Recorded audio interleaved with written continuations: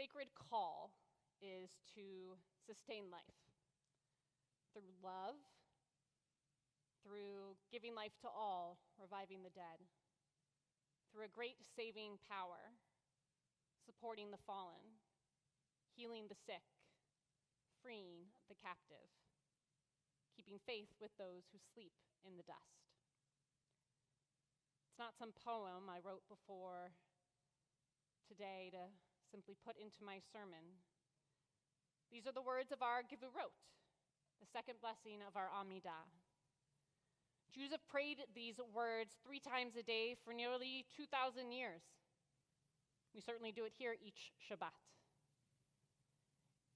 And when I made my journey to Israel 2 or 3 weeks ago, I was returning home to bear witness to how half of the Jewish people continue to answer this sacred call to sustain life. I hadn't made the journey in over 1,000 days. It's a record-breaking time for me to be away from Israel. And oh, how my soul yearned to get back to our people in a post-October 7th world. I traveled with the Amplify Israel Rabbinic Fellowship, a selective year-long program created by Rabbi Ami Hirsch of the Stephen Wise Free Synagogue. It's for early career reform rabbis. And through a trip to Israel, 2 additional gatherings, and online learning, we strengthen our ability to bring Israel and Jewish peoplehood into our rabbinate. The program has 3 main goals: to intensify our connection to Zionism, to develop a community of leaders that can be leveraged in times of both crisis and community building, and to sharpen practical skills in advancing the ideals of Zionism. Now, we were told in advance that this would be a trip of all-day meetings. And they weren't kidding. Over 30 meetings in 7 days. Early on, I realized that we were meeting with the Giborim of the land, heroes, and they were everywhere. And here is where the connection between Gevurot and Giborim becomes so powerful. In Hebrew, a Gibor, a hero, is literally one who performs Gevurot. They both come from the same root. Both describe strength, courage, and the ability to overcome obstacles so that life can be sustained. And the heroes we met embody the very actions we pray for in the Gevurot. So tonight I want to take us on a journey through the Gevurot. I won't have time to tell you about all 30 speakers, but I want to introduce a few of these Giborim, their stories, and the pieces of the Gevurot that they bring to life. Our sacred call is to sustain life through loving kindness. Mechalkel chaim bechesed. On October 7th, Israeli life shattered. And yet over and over, we heard the same testimony. In the midst of uncertainty, everybody needed anchors. Secular Israelis didn't begin with ideology. They began with kitchens and living rooms and song. Rabbi Naomi Efrat, a Reform rabbi in Pardes Chana, just south of Haifa, told us that on that Shabbat HaShchorah, that Black Sabbath, 40 people came into her home, all of whom were secular Israelis who do not pray. But in those horrible hours after the war began, they felt lost and confused. Rabbi Naomi had built relationships with them over the past year, and when the war began to unfold that morning, they didn't know what to do. And so they showed up at her home and said, "We know we aren't the type who pray, but that's what we need right now." There was chaos that morning. No one knew if Hezbollah was going to join in the attack from the north, not far from where they were. Rabbi Naomi worried about holding a gathering at all, but she didn't want to turn people away. And she had a friend nearby that she knew had a gun, and so she called him and asked him to come stand guard outside her home. And she filled her home with people, and suddenly a home in a hippie town of Pardes Chana was filled with secular Israelis and a Reform rabbi leading them in Shir HaMa'alot, prayers calling out for help when the ground beneath them felt unsteady, a cry for protection, for the assurance that even in the darkest hours that there is a source that guards are going out and are coming in. God sustains life through chesed, through loving kindness. On October 7th, when a bunch of hippie secular Israelis in Pardes Chana felt lost, they turned to someone they knew could guide them, a rabbi who could hold them with sacred love and kindness. Our sacred call is to sustain life through giving life to all, through reviving the dead. Mechayeh hakol, mechayeh hametim.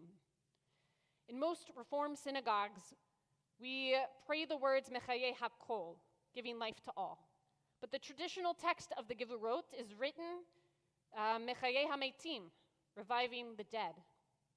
So we don't often talk about resurrection in a Reform setting, but those who do might imagine resurrection as something mystical, future-oriented, something that feels a little foreign to our everyday Jewish conversations.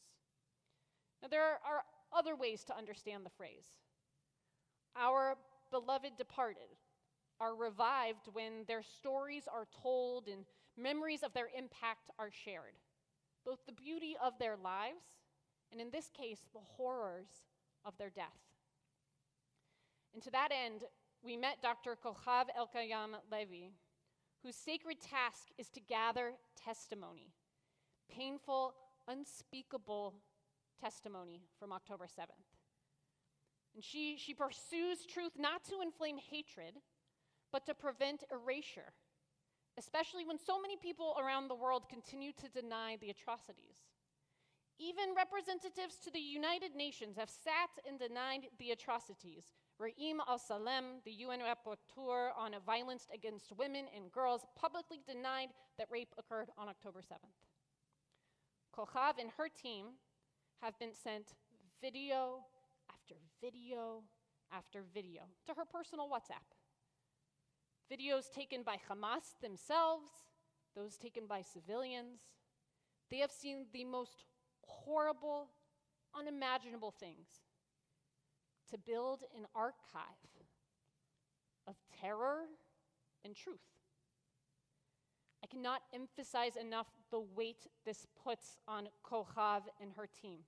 One person leading this charge, one person who sees all of these images, has to watch and review and document every clip. In Jewish tradition, memory is not passive. To remember is to restore a person's presence in this world. And so yes, documenting these truths brings back to life the horrors of each death, but their full stories must be told. Our sacred call is to sustain life through a great saving power, Rav Lehoshia. If God has a great power to save, maybe there's a bit of God in those around us. Perhaps we should tap into the godliness of our neighbors. And during this trip, we heard from voices across the political and ethnic spectrums, from Jews, from Bedouins, from Druzim and Palestinians. We journeyed into East Jerusalem, where one Palestinian named Samer said plainly, "There will be no future if we keep denying one another's narratives," while also saying he believes in 100% self-determination for Israelis and for Palestinians. And if the Palestinian Authority ever opens true elections, this guy is ready to run. They haven't been held in over 15 years, though, so we'll see. But Samer's willingness to hold complexity was itself an act of saving power. Then, while just a few kilometers from the border, moving from East Jerusalem up north, right on the edge with Syria, we heard from Lieutenant Colonel Reserve Eyal Dror, who ran Operation Good Neighbor during the Syrian civil war. He showed us images drawn by young Syrian children who were brought to Israeli hospitals for treatment. It was the first time they'd ever looked around a hospital room and they saw Arabs and Druze and Jewish Israelis together helping them to heal. They would talk about how they were indoctrinated to hate the Israeli, to hate the Jew. But by the time they left the Israeli hospitals, these Syrian children had drawn pictures of Israeli flags and hearts. We have been a great saving power to others. That's funny, it heard saving power. Let's see, where was I? We have been a great saving power to others, and I pray that a day will come when others will see the humanity in the Israeli and be a great saving power to them as well. Our sacred call is to sustain life through lifting the fallen, somech noflim. I could speak to you for about 2 hours on this topic, but I'm going to try to inspire with just one of the stories, and it's a very condensed version. And that is the story of Rachael. I heard this story while sitting at the Nova Festival site, all of the imagery behind us, and Rachael speaking directly to us. Rachael is a Bedouin Israeli policeman who went to work a music festival he didn't want to attend. Like here in the States, police officers pick up extra gigs with security jobs to make a little extra money. Rachael didn't even want to do this one, but his friend kept nagging him. It'll be so easy. It's a bunch of hippies dancing in the desert. When Rachael woke up that morning, he had a weird feeling. So as he was preparing to leave his home, he couldn't shake the feeling, and so he grabbed an extra magazine for his pistol. He left that morning with 3 magazines instead of 2. And he arrived for the shift change at 6 a.m. Everything changed at 6:29 a.m.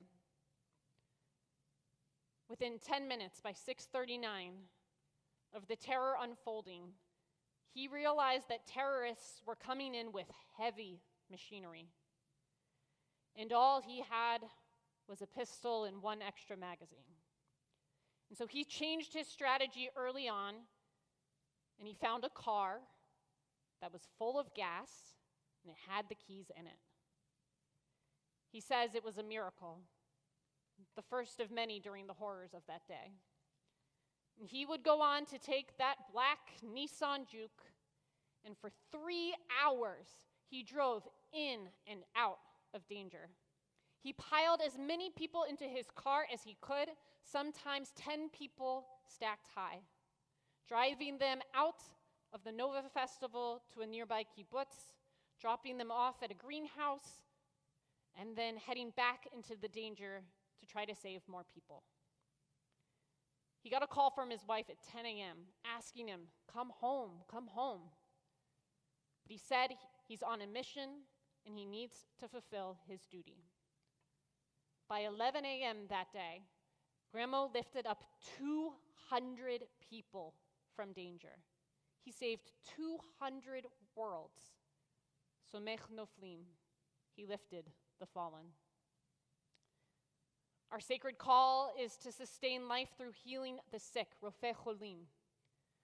We heard from Professor Eyal Fruchter, a psychiatrist and retired IDF colonel, who described what Israeli society is now facing. Not just PTSD, but moral injury. The wound that comes when one's deepest ethical expectations are shattered. PTSD isn't always immediate.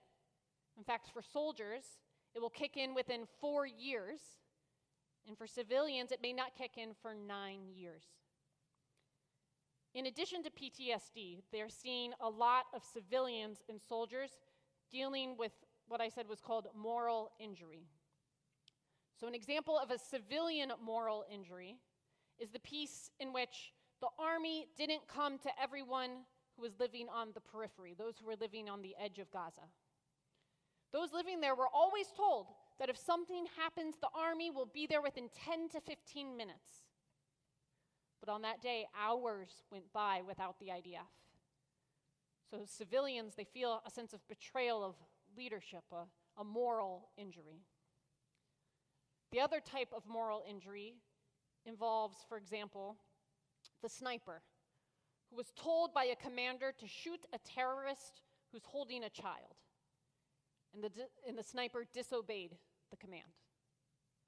He now holds the weight of disobeying a direct command and anything that resulted from that decision. Now, there's also the moral injury of a different sniper who was told by a commander to shoot a terrorist that's holding a child. And the sniper obeyed the command.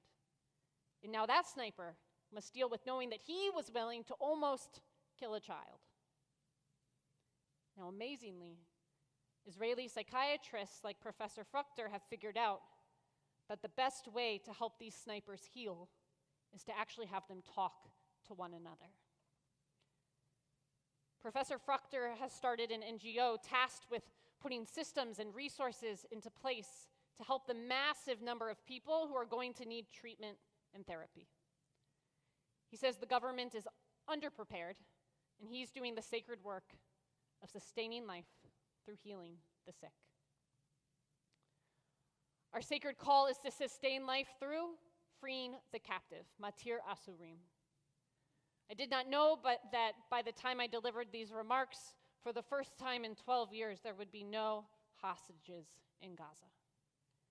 And while I was in Israel, the last remaining captive was Ron Gavili of blessed memory. And his face, it was everywhere. And while so many Israelis felt helpless in the work of freeing the captive, the one thing they knew they could do was to gather, to protest, to demand action from the government, and be voices and influencers to speak out for the hostages. Our very first meeting of the trip was with the man who had the number one line to the hostages, retired Rear Admiral and former IDF spokesperson Daniel Hagari, the most beloved man in Israel from 2023 to 2025. He spoke almost nightly to the nation. He carried the hostages with him in every briefing, always aware that they might be listening, always choosing his words with them in mind. But Hagari also spoke about another kind of captivity, the captivity of false narratives. Freeing the captive, he reminded us, sometimes begins with refusing to distort the truth, even when distortion would be easier. He is well aware that Israel lost the PR war. And he offered as an example the hospital incident that swept the world. Do you remember that one? Hamas claimed within minutes that Israel had struck a hospital and killed 500 people. And major news outlets ran with the story almost instantly. Hagari refused to respond immediately. He would not allow himself to be captive to pressure or propaganda until he could fully verify what had happened. As we now know, Israel did not strike that hospital. But verification took several days, a lifetime in the media cycle. And when the evidence finally showed that the Islamic Jihad had fired a misdirected rocket that hit the parking lot, not the hospital, and that far fewer than 500 people were killed, the truth had already been buried beneath days of misinformation. News organizations, themselves captive to the urgency of reporting first rather than reporting accurately, had already amplified Hamas's claim. Even now, many still believe that false narrative. So the hostages in Gaza, thank God, are now free. But freeing those who remain captive to false narratives and hatred is work that we will continue to do. And finally, the Gevurot speaks about how our sacred calling is to sustain life through keeping faith with those who sleep in the dust. Mkayem emunato lishenei afar. To me, keeping faith with those who sleep in the dust is all about wanting the past generation of Jews to be proud of the next generation. I believe that God was in relationships with those who came before us and will continue to be in relationship with the Jewish people moving forward. And the God that I believe in wants Jews to live proud Jewish lives. And when I think about this, I recalled the talks from Reform leaders in Israel like Reform Rabbi and member of Knesset Gilad Kariv and Dr. Nachman Shai of the Hebrew Union College. They are striving to make sure that Israel be a place that protects democratic culture, maintains a moral courage that overcomes Jewish extremism, and supports institutions that further these causes. I believe that for the state of Israel to flourish, the government must maintain its democratic roots and recognize that a pluralistic Jewish society is a strong Jewish society. These are not guaranteed truths. The upcoming elections will show us where Israeli society stands. And I pray that it lands in the direction of keeping faith with those who sleep in the dust and recognizes the beautiful diversity and potential of our historic homeland. Tonight, I've lifted up some of the giborim, some of the heroes who touched my heart on this journey. God willing, I head back to Israel tomorrow, early in the morning, to lead the first ever bus of Davis Academy mothers alongside fellow Davis Academy moms and rabbis, Rabbi Sam Treef and Rabbi Lauren Lapidus. Together, we will guide current Davis moms on a mission to fulfill the call of our Gevurot and to participate in sustaining our Jewish homeland. May we all have the chance to journey to Israel soon. May we all fulfill our sacred call to sustain life through love, through giving life to all, reviving the dead, through a great saving power, supporting the fallen, healing the sick, freeing the captive, keeping faith with those who sleep in the dust. May we, both in the diaspora and in Israel, rise to embody the sacred words of our Gevurot. Ken Yehi Ratzon. May this be God's will. Shabbat Shalom.